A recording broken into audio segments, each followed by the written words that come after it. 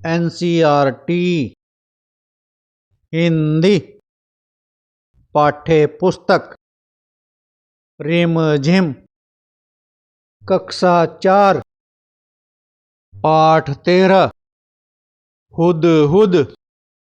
हुदहुद को कलगी कैसे मिली। एक बार सुलेमान नाम के बादशाह आकाश में उड़ने वाले अपने उड़न खटोले पर बैठे कहीं जा रहे थे। बड़ी गर्मी थी, धूप से वह परेशान हो रहे थे। आकाश में उड़ने वाले गिद्धों से उन्होंने कहा कि अपने पंखों से तुम लोग मेरे सिर पर छाया कर दो। पर गिद्धों ने ऐसा करने से मना कर दिया। उन्होंने बहाना बनाते हुए कहा, हम तो इतने छोटे छोटे हैं, हमारी गर्दन पर पंख भी नहीं है, हम छाया कैसे कर सकते हैं। सुलेमान आगे बढ़ गए। कुछ दूर जाने पर उनकी भेंट हुदहुदों के मुखिया से हुई। सुलेमान ने उससे भी मदद मांगी। वह चतुर था। उसने फौरन अपने दल के सभी हुदहुदों को इकट्ठा करके बादशाह सुलेमान के ऊपर छाया कर दी। सुलेमान बोले, मैंने गिद्धों से भी मदद मांगी थी, वे मेरी मदद कर सकते थे, पर उन्होंने मेरी मदद नहीं की।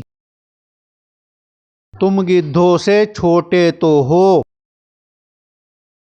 पर चतुर अधिक हो। तुम सबने मिलकर मेरी सहायता की है। मैं तुमसे बहुत प्रसन्न हूँ। मैं तुम्हारी कोई इच्छा पूरी करूँगा। बताओ तुम्हारी क्या इच्छा है। मुखिया ने कहा, महाराज, मैं अपने सभी साथियों से सलाह करने के बाद अपनी इच्छा बताऊंगा। मुखिया ने साथियों से सलाह करने के बाद कहा, महाराज, यह वरदान दीजिए कि हमारे सिर पर आज से सोने की कलगी निकल आए। बादशाह हंसे और बोले, मुखिया, इसका फल क्या होगा? यह तुमने सोच लिया है? मुखिया बोला, हाँ महाराज। मैंने खूब परामर्श करके यह वर मांगा है। सुलेमान ने प्रार्थना स्वीकार कर ली। सभी हुदहुदों के सिर पर सोने की कलगी निकल आई। लोगों ने सोने की कलगी को देखा तो वे हुदहुदों के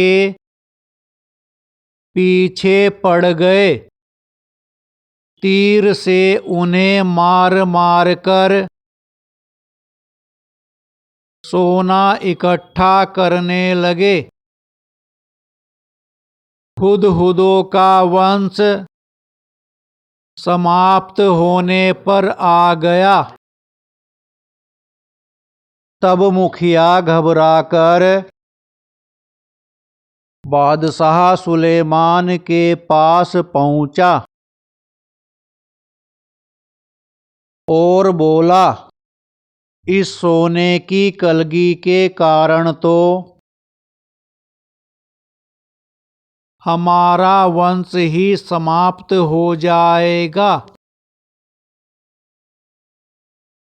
सुलेमान ने कहा, मैंने तो शुरू में ही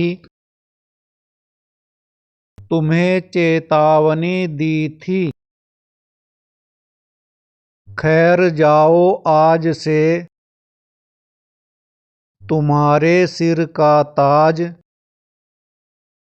सोने का नहीं, सुंदर परों का हुआ करेगा। और तभी से हुदहुदों के सिर पर परों का यह ताज कलगी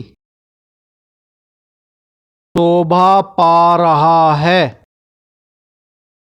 हुदहुद एक बहुत ही सुंदर पक्षी है। क्या तुम्हें पता है इसके शरीर का सुंदर भाग कौन सा है? इसके सिर की कलगी बहुत सुंदर है। वैसे तो यह इसे समेटे रहता है, पर जैसे ही किसी तरह की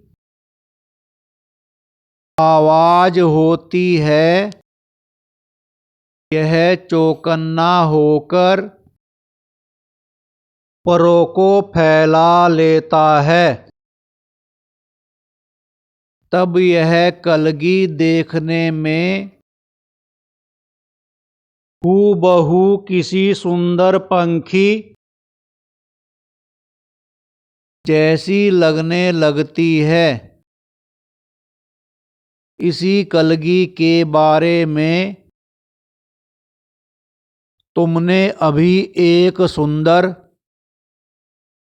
कहानी भी पढ़ी है। हुदहुद का सारा शरीर रंग बिरंगा और चटकीला होता है।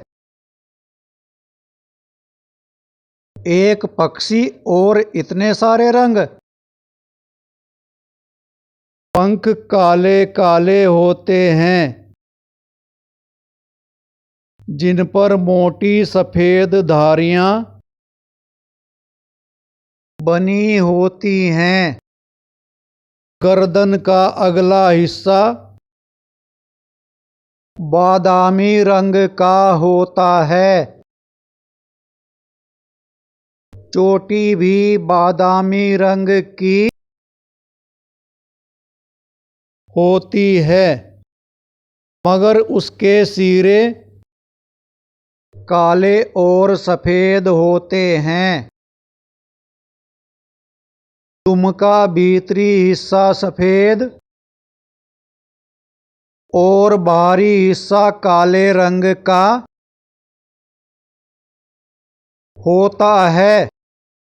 चोंच पतली लंबी तथा तीखी होती है।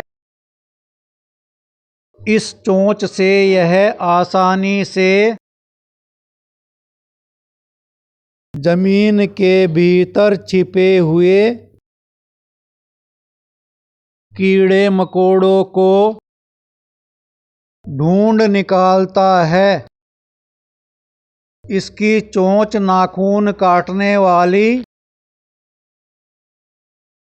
नहरनी से बहुत मिलती है और शायद इसीलिए कहीं कहीं इसे अजामिन चिड़िया के नाम से भी पुकारते हैं। हुदहुद हमारे देश के सभी भागों में पाए जाते हैं। तुमने इसे अपने घर के आसपास अपनी तीखी चोंच से जमीन खोदते हुए अवश्य देखा होगा। बोलते समय यह 3 बार हुप हुप हुप सा कुछ कहता है। इसीलिए इसे अंग्रेजी में हुप ऊ कहा जाता है। हिंदी में इसे हुदहुद कहते हैं। दूब में कीड़ा ढूंढने के कारण हमारे देश में कहीं कहीं इसे पदुबैया भी कहते हैं। और सुंदर कलगी की वजह से कुछ देशों में लोग इसे शाह सुलेमान कहकर पुकारते हैं। मादा हुदहुद 3 से 10 तक अंडे देती है जब तक बच्चे अंडे से बाहर नहीं निकल जाते। वह अंडों पर बैठी रहती है, हटती नहीं। नर वहीं भोजन लाकर उसे खिला जाता है, पर दोनों में से कोई भी घोंसले की सफाई नहीं करता। संसार के विख्यात पक्षियों में से एक है यह हुदहुद। यह अपनी सुंदरता के लिए तो मशहूर है, पर इसे पालतू नहीं बनाया जा सकता और न ही इसकी बोली में मिठास है।